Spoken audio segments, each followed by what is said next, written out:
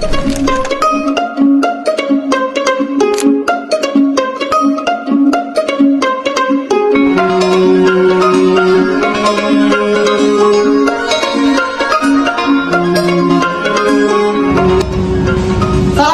warahmatullahi wabarakatuh.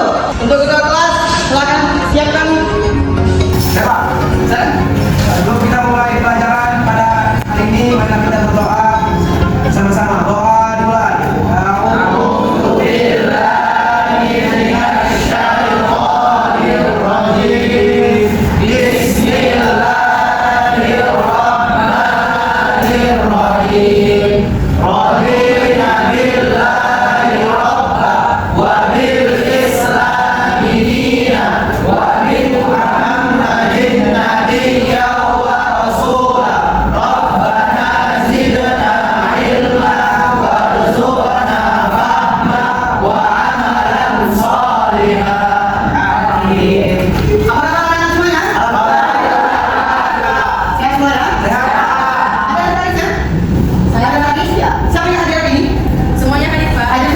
Oke, alhamdulillah. Semoga hari ini pembelajarannya baik dan juga apa yang kita pelajari hari ini dapat kita terapkan dalam kehidupan kita sehari-hari. Amin ya Allah. Siap untuk belajar? Ya. Silakan anak bapak buka buku belajar kita hari ini. Hari ini kita belajar pendidikan agama Islam. Nah, hari ini kita masuk pada materi baru berkaitan tentang perilaku jujur dan juga adil. Sebelum kita masuk kepada pembelajaran kita, Bapak akan sampaikan dulu nih tujuan pembelajaran kita hari ini. Nah, apa sih kira-kira yang harus kalian dapatkan di pembelajaran hari ini? Yang akan setiap kita menjalankan sesuatu harus ada tujuan. Nah, apa yang pertama? Pertama, siswa mampu menjelaskan pengertian jujur dan adil. Yang kedua, siswa mampu menyebutkan dalil nafsi tentang jujur dan adil. Dan terakhir, siswa mampu memahami cara menerapkan perilaku jujur dan adil. Nah, berkaitan jujur dan adil. Pernah dengar istilah jujur dan adil? Kenapa? Kalau tentang jujur nih, barikan apa yang terbayang sama kalian? Balikan uang mama Pak. Barikan uang mama. Kenapa dibayar uang mamanya? Ya, misalnya disuruh mama beli bawang 5.000, harus balik 5.000 Pak. Oke. Oh, berarti kalau disuruh mama beli sesuatu ada kembaliannya harus dikembalikan. Yang perempuan ini, kalau kalian bilang tentang adil, apa yang terbayang sama kalian? Ayo, yang perempuan ya. Suami adil seperti apa? Apa tadi? Kenapa tadi, Pak? Adil dan memberi nafkah. Adil dalam memberi nafkah, Masya Allah. Tepuk tangan untuk Amin. Nah, sekarang Bapak akan tampilkan sebuah gambar ilustrasi. Bapak kasih waktu kalian 2 menit untuk melihat, memandang. Kalian bayangkan dulu, nanti akan Bapak minta kalian beri tanggapan. Apa sih menurut kalian? Apa sih maksud dari gambar yang Bapak tayangkan? Bisa? Bisa. Perhatikan terlebih dahulu. Coba dari yang perempuan, angkat tangannya berdiri, kasih dulu pendapat dari gambar yang pertama. Yang di situ gambar pertama. Ketika kita mendapatkan sebuah jam yang berpendidikan, maka kita harus mengembalikan jam tersebut kepada yang pernah. Oke, ketika kita mendapatkan jam ataupun mendapatkan barang sesuatu, maka kita harus kembalikan kepada orang. Ya, nah. Yuk, gambar kedua. Satu lagi perempuan. Tidak boleh mencurangi barang, Pak. Tidak boleh mencurangi timbangan. Berarti tidak berani jujur. Kalau pembelinya itu minta sekilo, harus ditimbang sekilo. Nggak boleh 9, sekilo. Ya kan? Oke, dari yang laki-laki. Gambar ketiga, silakan. Itu gambarnya dilarang mencontek Pak dalam ujian. Dilarang mencontek dalam ujian. Iya, gitu. Oke, tepuk untuk 3 juga. Berarti anak bapak sudah paham nih tentang gambar yang berkaitan tentang jujur. Nah, itu tentang jujur. Kita langsung tentang adil, ya. Bisa dilihat di situ ada 3 gambar. Yang pertama ada hakim, lalu ada 3 orang yang mau nonton pertandingan, dan terakhir ada perkumpulan anak-anak. Oke, silakan yang laki-laki. Bapak mau yang laki-laki. Kasih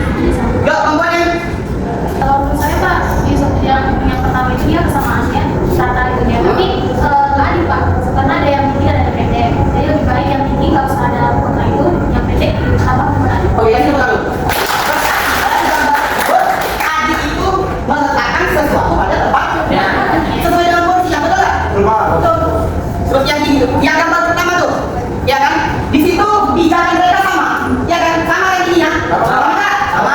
Tapi ternyata yang lain itu tingginya beda-beda. Ya kan?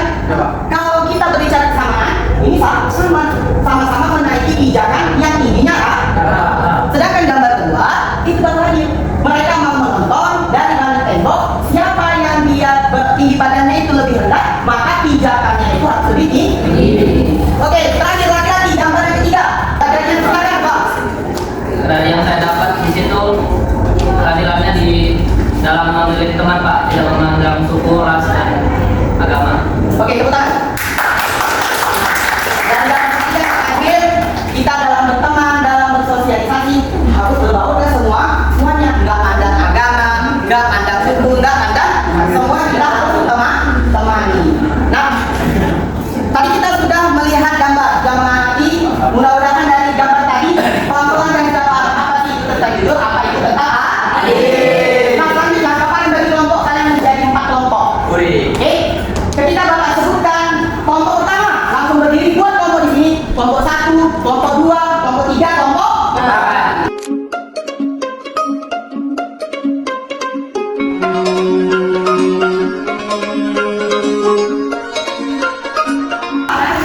Sudah tentukan nama kelompok kalian masing-masing. Di sini saya akan membagikan lembar kerja peserta didik secara berkelompok. Nanti Bapak akan tayangkan video tentang perilaku jujur dan adil, materi tentang perilaku jujur dan adil. Nah, kalian di sini apa itu? Disimak videonya, dicatat apa yang ada dalam video, lalu nanti setelah kita nonton video, kerjakan LKPD kalian masing-masing di kelompoknya, diskusikan. Nah, setelah didiskusikan apa ya? Barulah kita presentasi berkelompok. Ada yang presentasi, nanti ada yang menanggapi dan juga bertanya. Paham? Bisa? Bisa.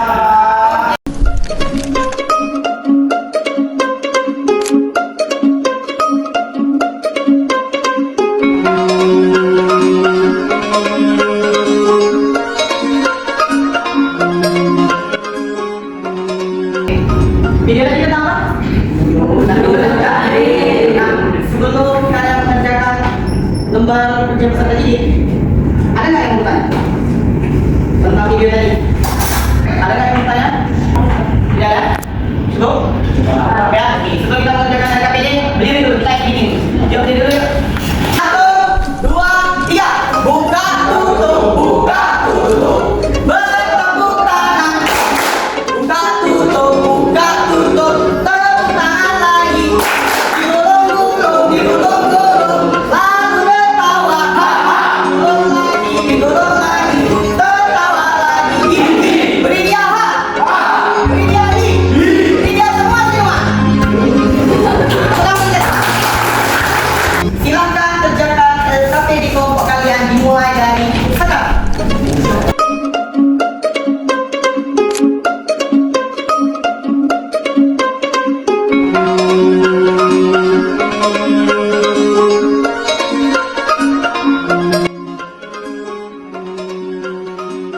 Coba kelompok siapa dulu yang mau dulu? Tangan.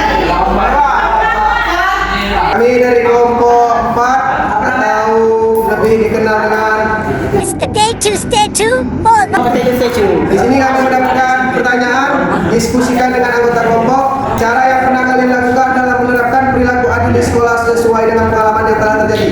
Saya sebagai ketua kelas harus berperilaku adil kepada teman-teman saya ketika mereka lagi berkelahi, harus bisa jadi pendengar untuk teman-temannya.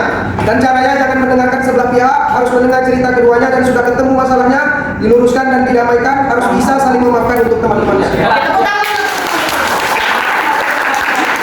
Oke. Oke, cukup. Dari kelompok yang ada yang bertanya? Nah, tadi ceritakan dari kelompok Teju, cara menerapkan perilaku adil di sekolah. Nah, cara yang pernah dilakukan mereka itu ketika menjadi ketua kelas itu harus adil. Kalau ada kawan yang berantem, dipisah dan tidak mendengarkan sebelah pihak. Oke, ada yang bertanya dari kelompok lain pada kelompok Teju?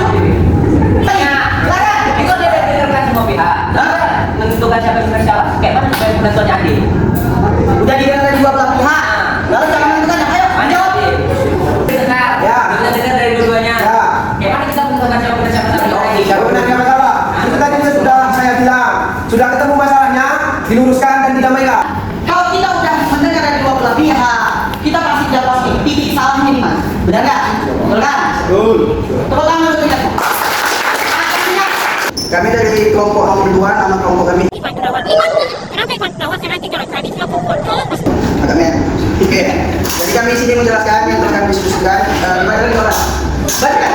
Jadi perintah soal ini diskusikan dengan dari kelompok. Cara yang pernah kami lakukan dalam menerapkan perilaku adil di sekolah sesuai dengan pengalaman yang terjadi. Baik, kami baik, pertama itu ketika saya berteman, saya tidak membeda-bedakan antara teman yang satu dengan yang lain. Seperti saya di ini, saya tidak yang di Medan, saya menjadi ketua kelas. Saya disuruh guru saya mencatat mana yang aktif dan mana yang ikut atau di luar kelas. Di saat guru saya tidak masuk kelas. Pada saat itu teman dekat saya ikut, walaupun dia teman dekat saya tetap mencatat apa yang telah diperintahkan guru saya karena saya harus bersikap adil. Oke, terima kasih Bapak Ibu Pendawa. Tepuk tangan untuk Bapak Ibu Pendawa. Makanya cara menerapkan perilaku adil di sekolah. Ketika menjadi ketua kelas, kalau disuruh guru itu melihat situasi kelas harus adil. Jangan mentang-mentang dia teman dekat kita, nggak mau kita laporkan kesalahannya. Itu perbuatan yang salah. Oke, tepuk tangan kita. Nah, kita lanjut ke kelompok selanjutnya. Ya. Apa deh kelompok SD? Apa deh kelompok SD? Kelompok SD? SD itu bukan. Gitu. Boleh aja. Jadi pertanyaannya itu diskusikan dengan anggota kelompok cara yang pernah kalian lakukan dalam menerapkan perilaku jujur di rumah sesuai dengan pengalaman yang telah terjadi. Nah, pengalaman saya salah satunya lah yang kami ambil dari diskusi kami itu ketika pas saat di rumah itu pengen keluar main sama kawan-kawan. Nah, kan kita biasanya tuh kalau misalkan main itu sama kawan-kawan, kalau misalkan ke tempat yang jauh atau dengan orang-orang yang orang tua nggak kenal itu biasanya nggak disebutkan. Nah, kalau saya itu dari pengalaman yang diceritakan di sini, saya ceritakan semuanya, datangnya ke tempat siapa, rumahnya di mana, tinggal itu berapa lama, pulangnya jam berapa, sama siapa dan sebagainya. Nah, kalau misalkan memang ternyata nggak dikasih, saya pun juga nggak pernah suri-suri pergi. Jadi betul-betul menyampaikan sebagaimana adanya dari pengalaman saya dan masyarakat teman saya. Kurang lebih seperti itu. Oke, tepuk tangan untuk saya. Oke. Yang menyampaikan kan kelompok SD, belum kita jujur yuk. Jujur sama orang tua, jujur sama yang di rumah. Kalau mau pergi itu kita kemana, sama siapa, ya kan? Nggak boleh bohong, nggak boleh curi-curi papa. Pergi. Karena kalau kita ada apa-apa, maka yang bukan siapa? Kelompok 3. Dari kelompok 3, kelompoknya. Ano kelompok guys ini? Baik, saya akan menceritakan pengalaman saya di perilaku jujur di rumah. Jadi ketika waktu saya SMP, ini masih saya cerita waktu kelas 10 SMA. Jadi saya mengambil jalan SMP. Jadi saya mengambil jalan SMP kan. Tapi saya lupa itu waktu bayar uang sekolah bulan 12 sudah dibayar atau belum. Jadi sudah saya minta. Oh, jadi ini maksudnya. Ya, dari kelas 10. Ya. Jadi saya jaga minta uang sekolah sebulan tuh, malah tahu kan kalau bulan 12 belum dibayar. Jadi begitu saya sampai di sekolahnya, saya tanya sama TU saya, TU-nya, ternyata uang sekolah itu dibayar bulan terakhir bulan 12. Kembalikan. Belum. Dengan dulu ya, Bang. Jadi begitu saya pulang ke rumah, uang yang tadi saya minta itu saya kembalikan lagi semuanya tanpa selesai saya. Masya Allah. Tepuk tangan dulu. Nah, yang ketika dia pisah, ketika dia ngambil ijazah, minta uang ke orang tua, itu apa? Jaga-jaga. Mana tahu, ya kan SPP bulan si akhir tahun itu belum dibayar. Ternyata udah dibayar, ya kan? Jadi gimana sih jujurnya? Dia kembalikan tanpa mengambil sebesar. Oke, tepuk tangan dulu. Oke, ada yang ditambahkan? Menurut saya yang dilakukan teman saya Rafi itu patut diajari jempol ya.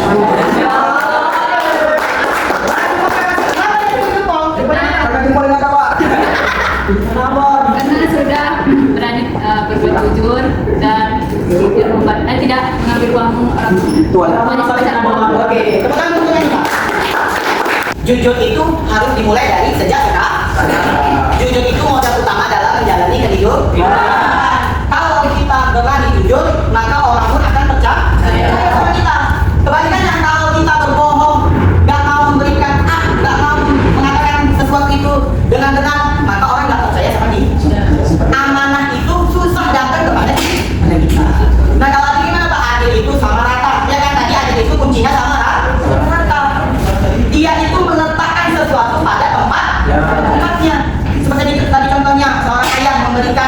uang jajan pada anak. Nah, ayah tadi itu ngasih uang jajan itu sesuai kebutuhan.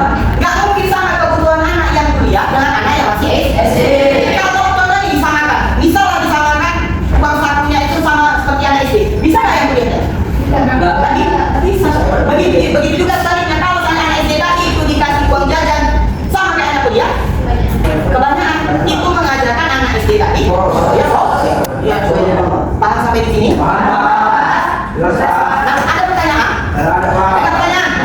Oke, saya mau satu orang kasih dulu kesimpulan tentang pembelajaran kita hari ini. Jadi saya tahu kehidupan saya sehari-hari itu yang saya lakukan itu ternyata tidak adil, tidak jujur. Saya kira sama rata itu adil, ternyata tidak. Ternyata adil itu sesuai kebutuhan. Sementara jujur itu juga saya merasa terpukul. Saya sering nongkrong tua saya, Pak. Jujur saya, Pak. Tentang SPP sekolah kan. SPP saya 100.000 per bulan. 75. Saya minta sama orang tua 100.000 kan itu, Pak. Jadi membuat diri saya berpikir ke depannya lebih baik. Terima kasih, Pak. Oke, pertama berarti pembelajaran yang digunakan setelah pembelajaran hari ini kita jalani, kita jadi tahu jujur itu bagaimana, adil itu bagaimana. Nah, berperilaku yang jujur di kehidupan sehari-hari, mau itu sama kawan, apalagi sama keluarga. Bertemanlah kepada semuanya, jangan pandang apapun. Jangan sebentar dia muslim kita jauhin, jangan sebentar kita Batak dia Jawa kita jauhin, nggak boleh. Berteman dengan semua. Terima kasih perhatian dari kita. Di sini Bapak akan kasih kalian tugas di rumah, ya, tugas di rumah, berkali-kali kumpul, dan di rumah nanti dibaca-baca materi selanjutnya tentang pembahasan kita sholat sunnah, ya. Pekan depan kita sudah masuk ke bab baru, materinya tentang sholat sunnah. Dipelajari semua. Ada nanti ketika kita belajar di pekan depan, nggak bingung lagi, udah tahu apa itu sholat sunnah, apa aja itu yang termasuk sholat sunnah. Gimana, Pak? Kelompoknya? Dibagi. Semoga apa yang kita pelajari hari ini dapat diterapkan di kehidupan